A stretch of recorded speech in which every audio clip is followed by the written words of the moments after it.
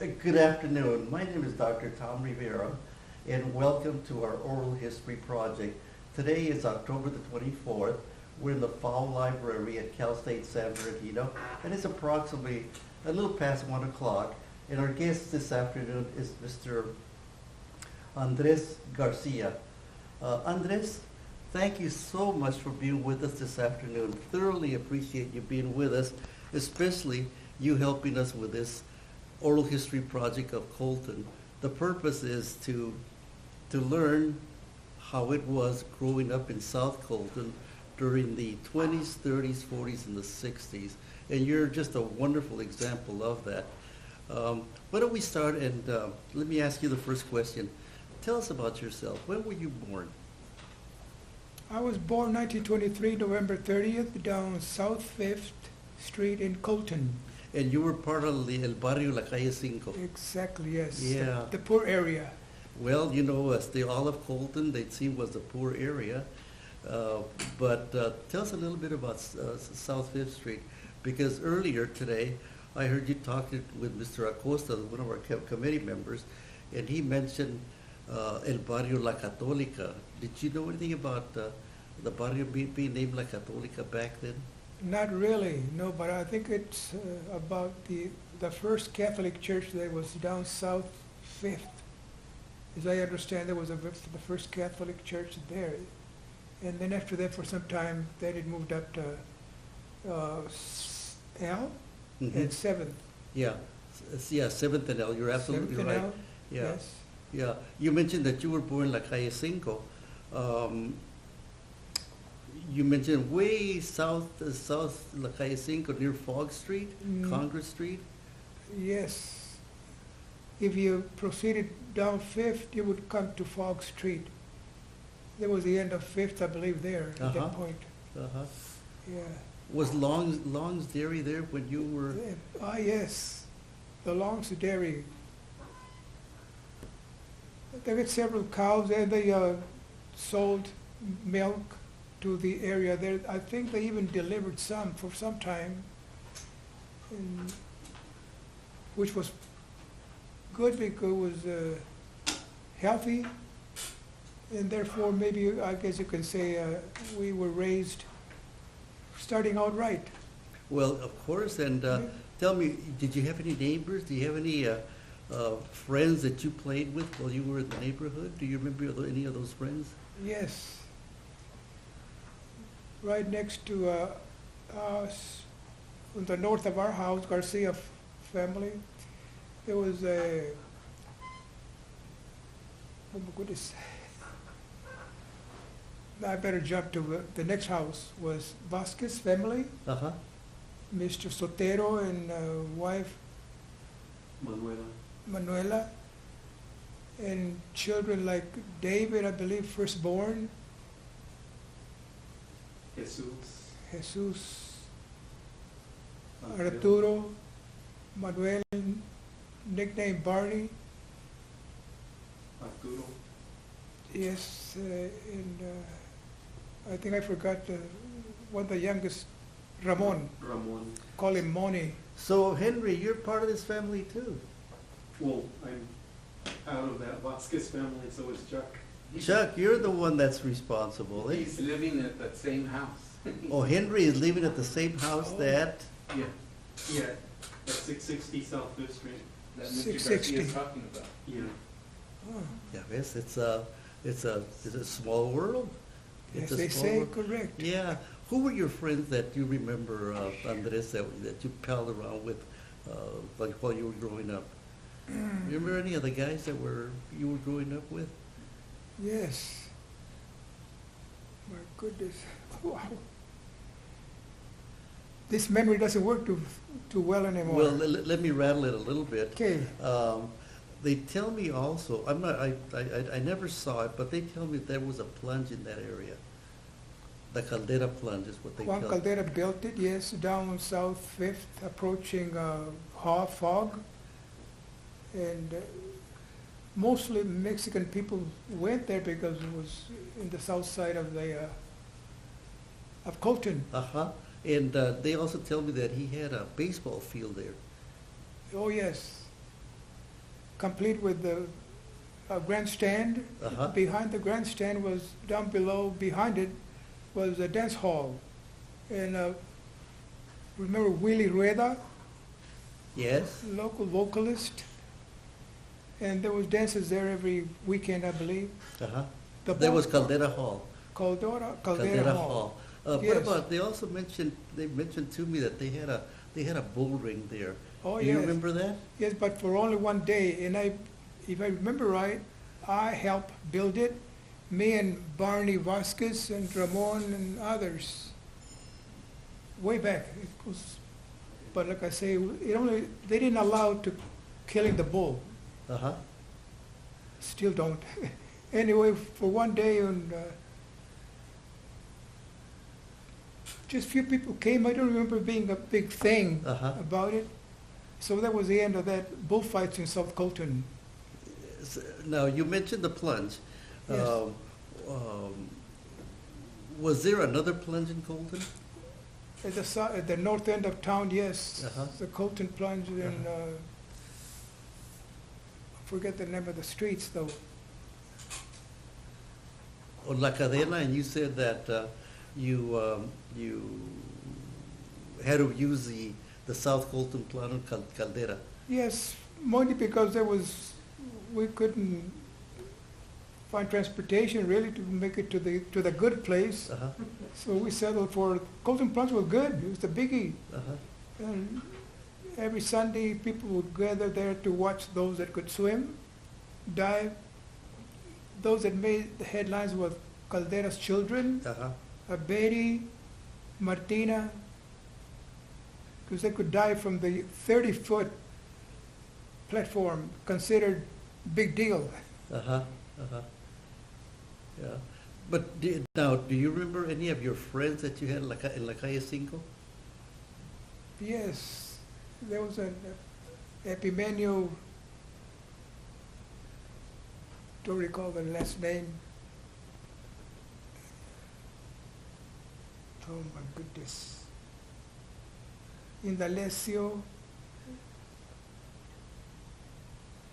¿Cómo se llamaba? ¿Cómo se llamaba? Indalecio Mercado, Okay. his brother Trinidad. Closer to my house would be,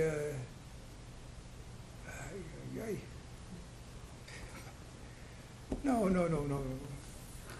Now, did any of these friends of yours, did they have nicknames? Okay, my brother Raul, Raleigh, Uh-huh.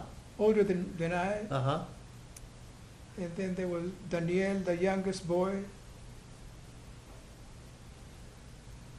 We used to play in the street, No, kick the can, stuff like that. no, you played in the street and you said kick the can. Yes. How was that? You get a can and kicked it, or Yes. or use it as a ball or Don't something? remember if there was what rules there were, but the idea was to kick it around and see who could maybe kick it to the imaginary line Uh-huh. at some Uh-huh. point. Uh-huh. And that's how we spent our time because we didn't, we were poor. We couldn't afford going to big-time baseballs yet. Although Caldera had a ball field Uh-huh. as part of the Caldera entrepreneurship. And I understand the Hollywood team, the Hollywood Browns used to Mhm. play there, and some other teams. So the Caldera ballpark would attract good ball teams to come and play Yes. in South Colton. I understand from Los Angeles area, Myers, Gordon Malzberger, He was a Colton ball player. Yes, Malzberger, yeah. Gordon Malzberger. After that, we went up north and played with a team from San Francisco, that area there. So he made good. He was a good, brought baseball to the area also. Uh-huh. You can say that, Uh-huh. yeah. Now, did you go to school there in South Colton? Yes, Where did you go to school? little school down by, at the end of South Rancho, It connects to our Mansa, a little tiny school, two-room school, long across the. At one end was grades first through third. At the end of the building was another third, fourth, fifth, and sixth. Uh-huh. And what was the name of the school? San Salvador. San Salvador Elementary Yes, School? Elementary school, yeah. Uh-huh. And after San Salvador, did you go to Wilson Elementary, Junior Oh, High School? First of all, from the San Salvador school, a little tiny one, my teacher thought I was sharp. Uh-huh. So I skipped fifth grade, and I ended up in Roosevelt, I believe, Oh, okay. seventh grade. For about, I forget anyway, from there I went to, they sent me to Wilson School, down on 7th Street for the 8th grade. I graduated from there, and then I went to 9th grade in high school. What year was that, Andres, that you went to high school? Oh, okay, I graduated from that 8th grade, 1938, I believe. Okay. And graduated, and went up to 9th grade in high school, 1939, in the 40s then. Schooling was 9th grade, 10th, 11th, and through the 12th. Yeah. So But I didn't, go ahead. you graduated from Wilson in 1938? I believe so, yes. It was a brand new school. The I- brand new school that it was just opened, I think 37 or so. 38. Yes, And then you went to Colton High School. yes. Now, did you graduate from Colton High School?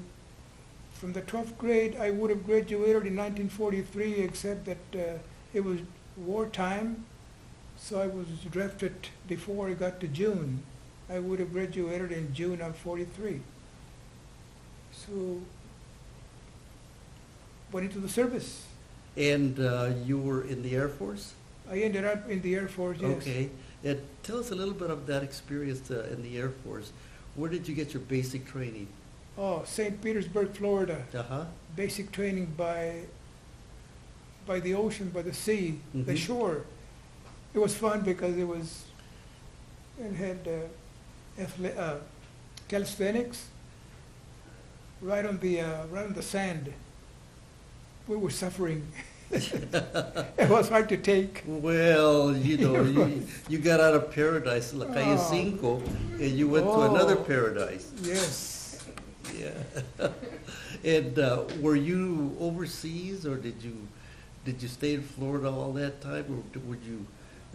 After basic training in Florida, Mhm. St. Petersburg, we came back later to take gunnery school, aerial gunnery school. And that was fun because there was this airplanes would tow what they call a sock, a moving target, and we would fly on parallel to them on our own airplane and shoot at it from a distance. Uh-huh. And there was, the sock was, had ink in it, and then your bullet, your shells would leave a mark on the sock. When it landed, then they would count how many reds you had. And the other guys were shooting at it too also. So anyway, when they got on the ground, they would count and tell you how you did. Oh, okay, Mhm. okay. But you mentioned that being in Florida, to you, Yes. was the best thing since tortillas and frijoles. Oh, my goodness. Why did you say that? That it was a wonderful experience in Florida in comparison to Fifth Street in Colton. But different living, a little higher maybe. No more tortillas or frijoles and stuff. Yeah, we were now a little civilized. Yeah.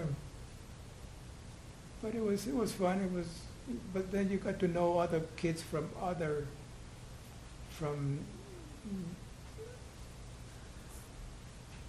Eastern California, from all All over the country? All over the country, yes.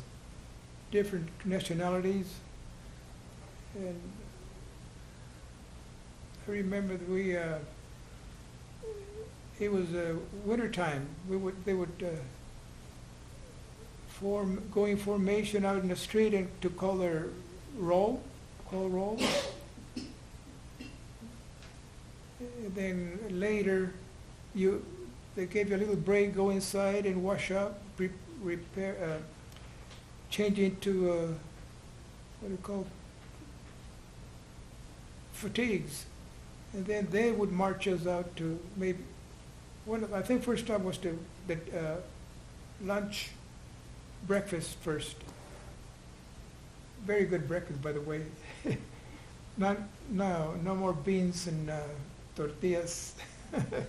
It was good. It was different, eh? Well, let me ask you, Yes. did you go overseas after basic training? Did you go overseas? Yes, eventually, yes, after I went to gunnery school and ended up, I guess you can say we flew around the world. We the ferry command, they used to take ready formed